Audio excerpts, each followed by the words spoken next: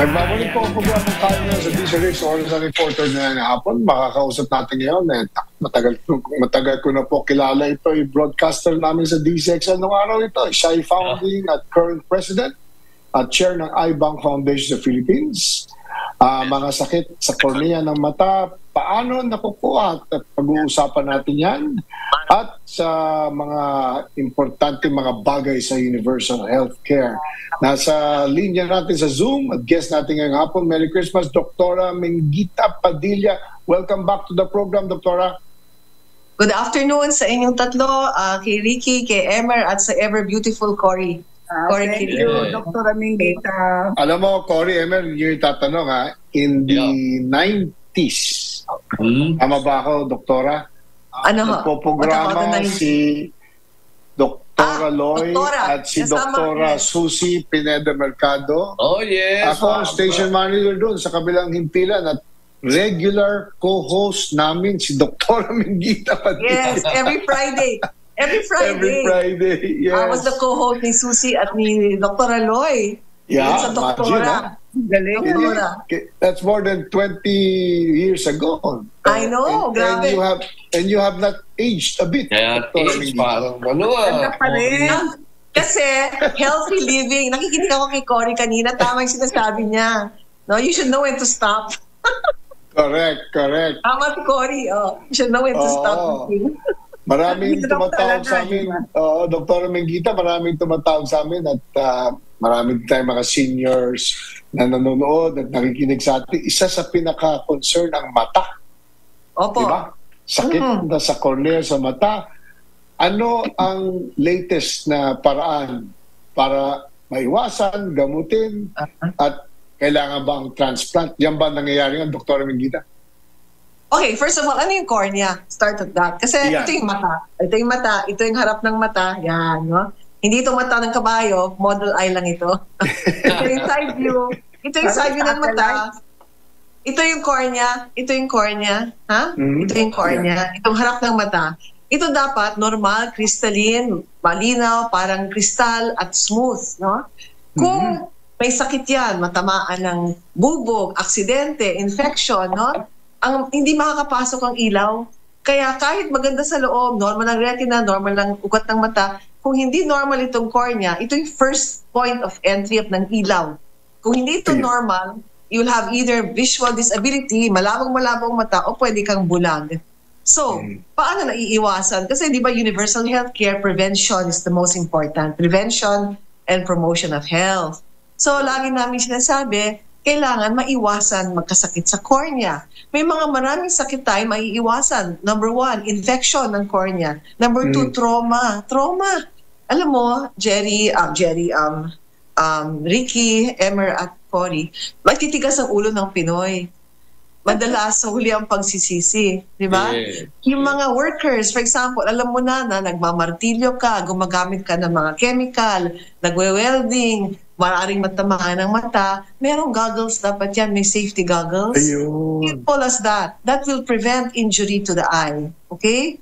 Yung mga nagko-consult, that's one way to prevent injury sa cornea. Kasi madalas, ang pinakamadalas na dahilan is trauma. Isa sa mga madalas na tatamaan, no? Ng bubog, ng pako, ng mga kung ano-anong bagay, ng chemical. No? Ang isa naman, infections, especially yung mga nagko-contact lens. Alam nyo, di ba, nauso yung mga colored contact lens, gusto mo iba-iba yung kulay ng mata.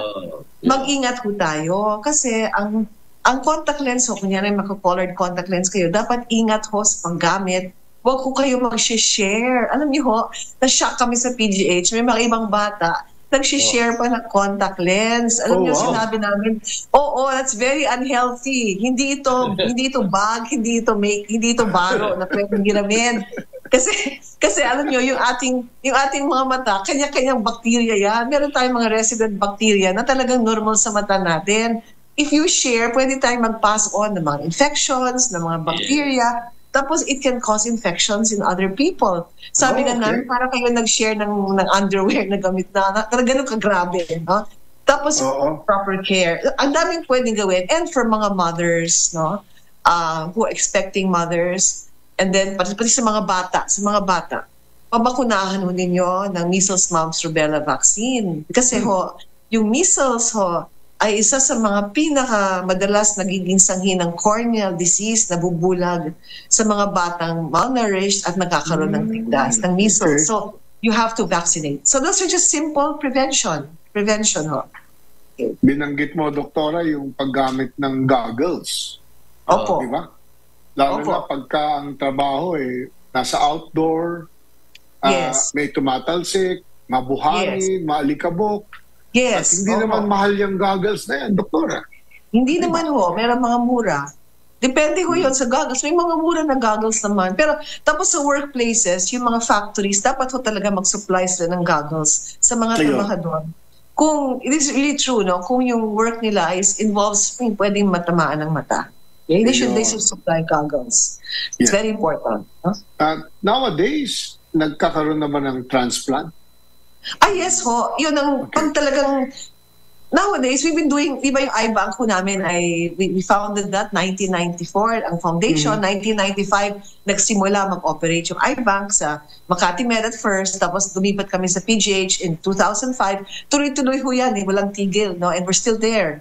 30 years old na ho yung iBank this year, no? And sa awa ng Diyos, tuloy-tuloy pa rin. Kung walang, kunyari, dumating sa punto na nagkaroon ng peklat, nagkaroon ng infection, gunamot, pero may peklat pa rin, o talagang natutunaw na yung cornea, may butas, etc., kailangan ng transplant po. And we have an iBank and we are able to nakakagawa kami ng transplants, no? Ang problema lang is kulang lang ho ng donors, and that is a problem worldwide. Worldwide ho ang problema. Kaya tuloy-tuloy lang ang paghikahit natin ng mga tao na please consider, no, kung tayo naman yung mamamatay, di ba lahat tayo, wala namang hindi mamamatay dito. Think of leaving an exit plan. May plano na pag nawala na tayo, pwede ko nating iwan ng cornea. Napakaliit na bahagi ng katawan. Parang kukulang mo ito. And yet, it can help so many people. And it can be a miracle. Himala ko ito sa buhay ng isang bulag at sa kanyang pamilya. So you can please consider that. Because we have very good doctors who can do the transplants. Ang kailangan lang, mas maraming cornea. Pero sa awa ng Diyos, dumadami na yung ospital sa bansa from Northern Luzon to Mindanao na kasama na sa aming grupo na maaaring nang mag-collect ng cornea sa kanyang mga ospital around the country. Eligible maging donor, Doktora? Okay. Very good question, Cory. No? Almost anybody can be a donor.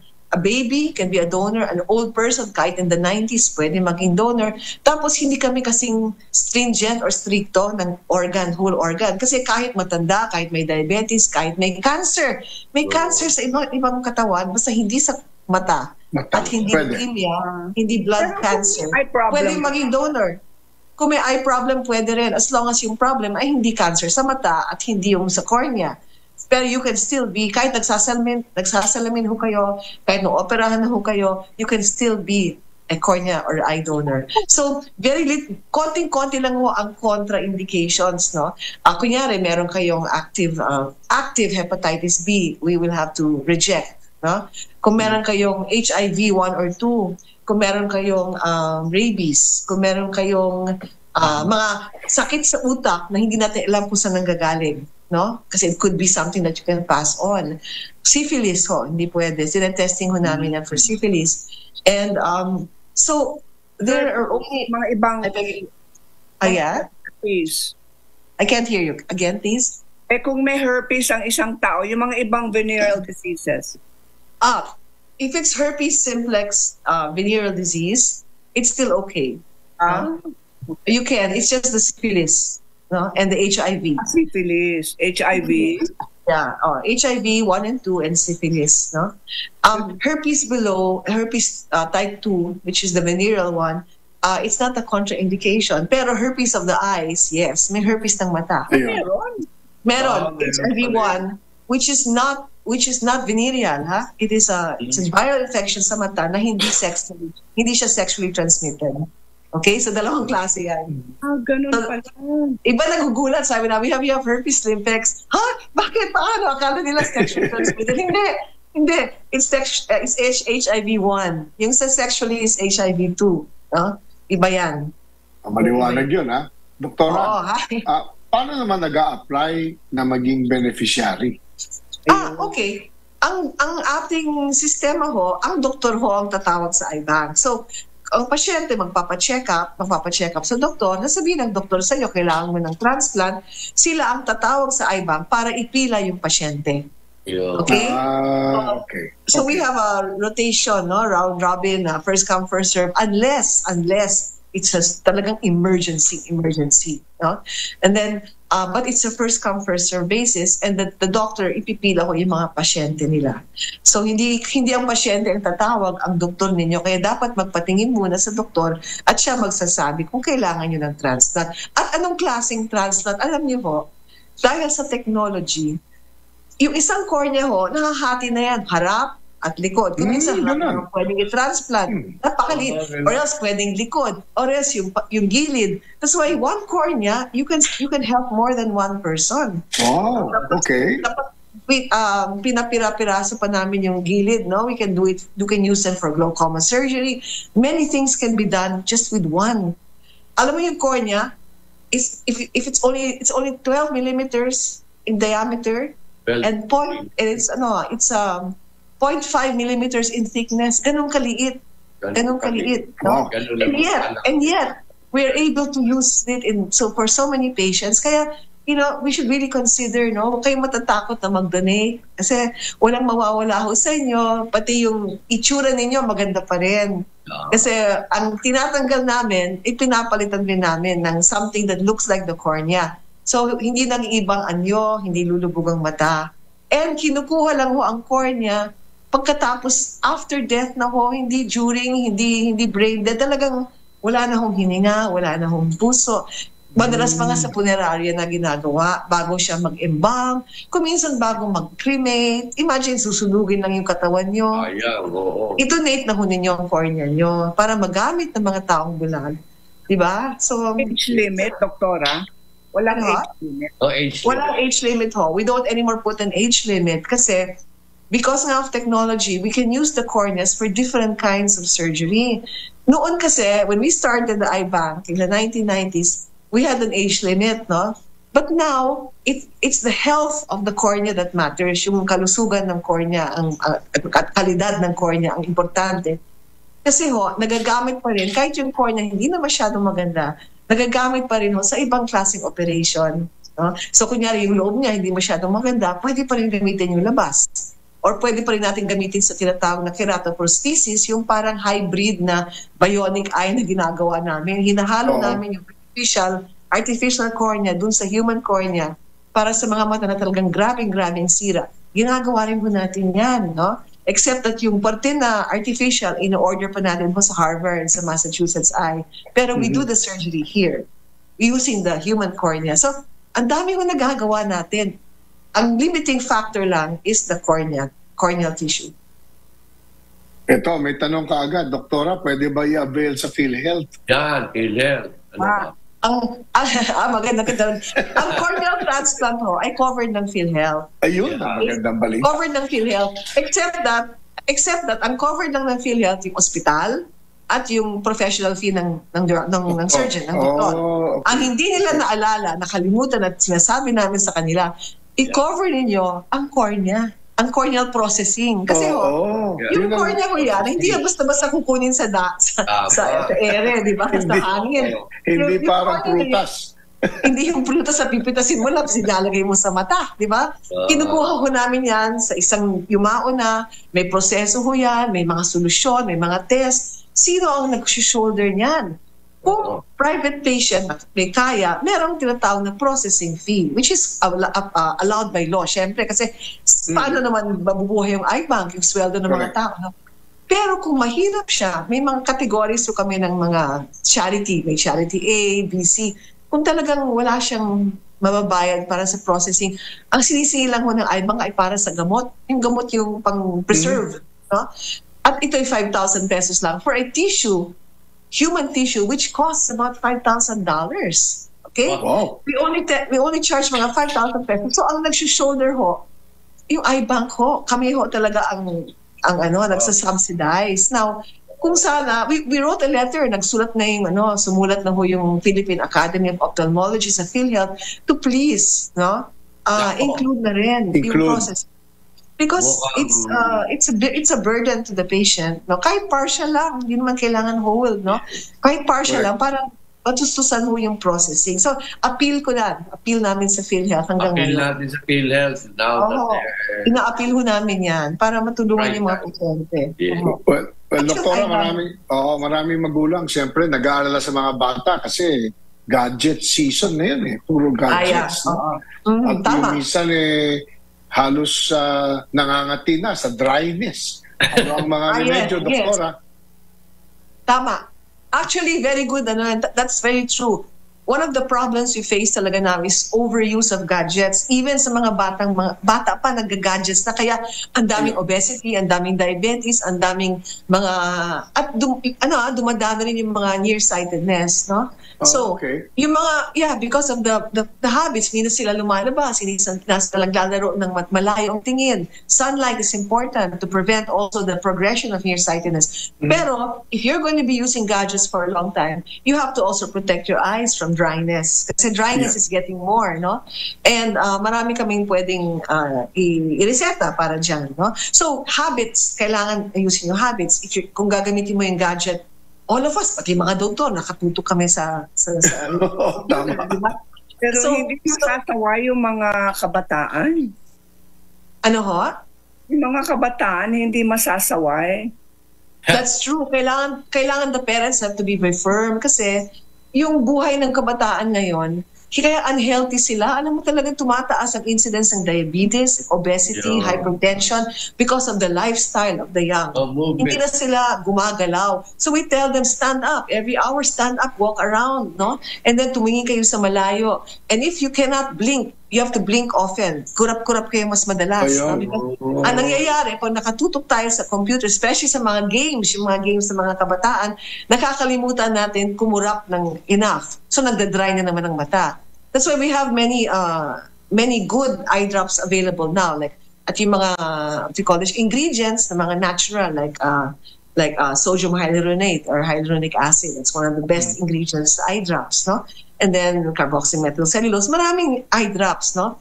But your tears, kung normal ang tears nyo, blink often, stand up every hour, blink, kurap-kurap lang. Tapos stand up every hour, walk around, no? And then for 5 minutes, and then there's the 20-20-20 rule. Every 20 minutes, look 20 feet away, no? Or 20 seconds, relax, 20-20-20. natin. And then aside from that, yung posisyon ng ating monitor, hindi dapat diretso or mataas, dapat mas mababa ng konti sa mata para nakatingin tayo sa baba at hindi mag-dry masyado ang mata. Okay? Pag pababa pala ang tingin, hindi pababa ng konti. Yes, konting ganyan. Hindi nakatingala kasi kung nakatingala ka, mas magdadry ang mata mo. Pwedeng eye level? Better a little lower than the eye level. A little lower is best. A little lower lang. It's more ergonomic. Looking down just a little bit. Okay? Ganon. Para it's not exposed. Well, Doktora, alam namin, napaka-precious ng oras nyo. We're winding up our show. At this time of the year, matatapos na ang taon. Sabi nga namin ni Corinth Emer, make sure you reach the new year. Yes. Just give us some health tips that you would give our viewers and listeners all over the world. Go ahead, Doctor. Health in general. Well, it's the Christmas season. As you know, people tend to abuse themselves, food and drink. No, remember Christmas. The real reason for Christmas is Christ in Christmas. Okay, let's not forget to remember that's the real reason. And kahit hindi masyadong maraming pagkain, kahit hindi masyadong maraming inumin, we can still be happy with our loved ones. So that's the most important. Spend time with your loved ones, spend time with your God, and be grateful for your blessings. Kasi ang dami-daming walang pagkain, walang inumin ngayon. At sa ating mga mata, especially sa New Year, please, wag magpahaputok. Bawal. Please, alam nyo, Bawal magpaputok. Alam nyo, ang daming injury before, at least, nung binawasan lang yung pahaputok, ang daming, it was much better for us. Pero kaming ophthalmologists, we know, pag New Year's Eve and New Year's Day, ako, lagi ako may pasyente sa ER na naputukan naputukan sa mata. No? So, one healthy accident. tip, huwag kayong accident magpaputok. Yes. Manood na lang kayo ng magagandang fireworks, no? Noise makers. But avoid na ho yung kamay at mata. Yun ang talagang nadadamage, nasisira sa paputok. Kamay at mata. Yun lang ho. Yes. Dr. Mengita Padilla, always a pleasure to have you in the program. Merry Christmas. At kami po ay Merry patuloy namin kayong tatawagan dahil siyempre yung issues sa medical community ay isa sa mga ikaw ang isa sa mga may advocate for better health for all. Maraming salamat and Merry Christmas and Happy New Year, Dr. Mengita Padilla. Take care, the three of you, and sa mga nakikinig. Merry Christmas and Happy New Year. Salamat. Salamat. Thank you. Salamat, Fred. Of course, Lucky Fresh. Yan, salamat. At yan ang ating topic sa araw na ito sa oras natin 5 o'clock na po ng hapon. Partner Connie, meron ka pang gustong batiin bago magpasko? Sana magpasalamat sa ating mga mutya queens na si Alisa Redondo na nanalo second runner-up sa Miss Intercontinental. Wow. Congratulations. Yeah. First time talaga para sa amin na talagang mataas ang rango niya. Tapos kay Yana Barido na nanalo Corona Miss Tourism International. Ito po ay isang imbitasyon sa Department of Tourism makipag-collaborate na sa napakagandang koronang ito for promoting tourism. Agree. Bringing the world to the Philippines. Yun. Love the Philippines. Yes. Partner Emer, marami ka babatiin. Ay, nako, siyempre, marami na lahat ng birthday celebrant. Paring Ricky, paring Mo, paring Lumi, lahat. Most especially this 25th, the reason for this season, si Baby Jesus, happy birthday. At para sa ating lahat ng Kaymanatics, happy, healthy, at hopeful lang tayo. Merry Christmas po. Yes. Ay, partner, nakalimutan ko pala, birthday ni Henry C. Jr., December 20. Okay, birthday. Happy birthday, Henry C. Jr. Yeah. Anyway, tandaan nyo, tuwing Sabado, alas 4:05 ng hapon, meron pa kami isang episode next week, December 28, at yan ang final episode ng KMN sa DCRH. Ating i-recap yung 2024 at ang mga gusto natin maganap pa sa 2025. Tandaan nyo, tuwing alas 4:05 ng hapon, ako po si Chairman Ricky. Ako po si Cory Quirino. Ako po si Emer the Generous Gingon. Laging tandaan ang programang Kaya. Mo. Yeah. Merry Christmas. Maligayang Pasko, mga kababayan. Yes. Happy birthday, Papa Ching.